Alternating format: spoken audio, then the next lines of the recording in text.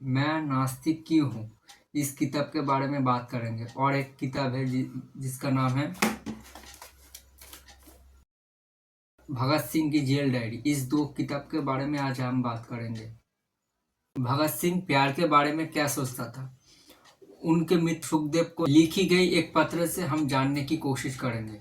लाहौर के national college के एक छात्र थे। एक सुंदर सी लड़की आते जाते उन्हें देखकर मुस्कुरा देती थी। सिर्फ भगत सिंह की वजह से वो भी क्रांतिकारी दल के करीब आ गई। जब असेंबली में बम फेंकने की योजना बन रही थी तो भगत सिंह के दल की जरूरत बताकर साथियों ने उन्हें ये जिम्मेदारी सौंपने से इनकार कर दिया। भगत सिंह के अंतरंग मित्र ने ताना मारा कि तुम मरने से डरते हो और ऐसा उस लड़की की वजह से है।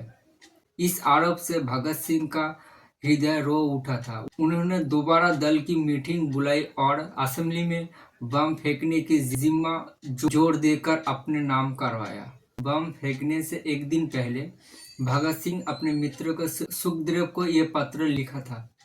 प्रिय भाई, जैसे ही ये पत्र तुम्हें मिलेगा मैं जा चुका होऊंगा दूर एक मंजिल की तरफ। मैं तुम्हें विश्वास दिलाना चाहता हूँ कि आज बहुत खुश हूँ, हमेशा से ज़्यादा।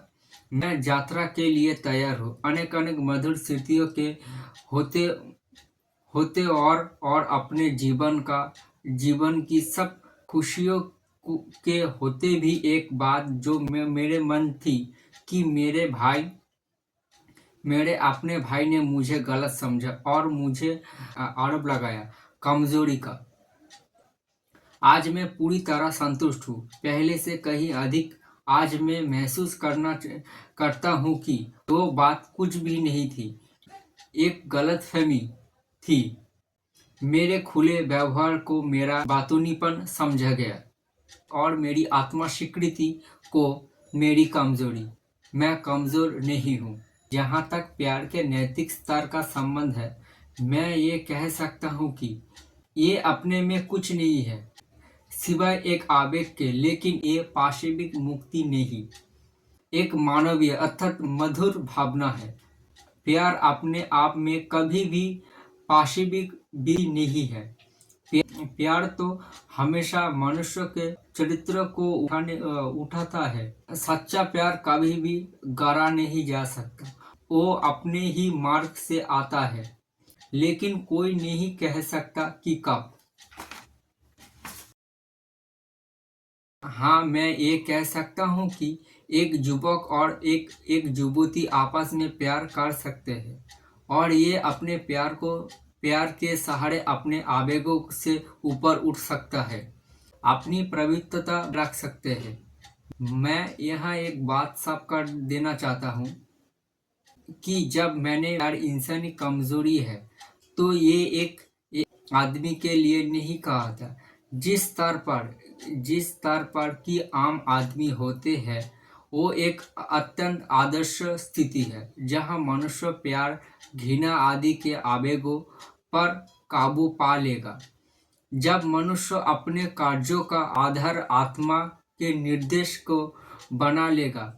लेकिन आधुनिक समय में ये कोई बुराई नहीं है, बल्कि मनुष्य के लिए अच्छा और लाभदायक है। ये है भगत सिंह के प्यार के बारे में विचार। मैं भगत सिंह के डायरी में से कुछ आपको पढ़ के सुनाता हूँ। एक है फ्रेडरिक महान का कोट जो भगत सिंह ने अपने डायरी में लिखा था।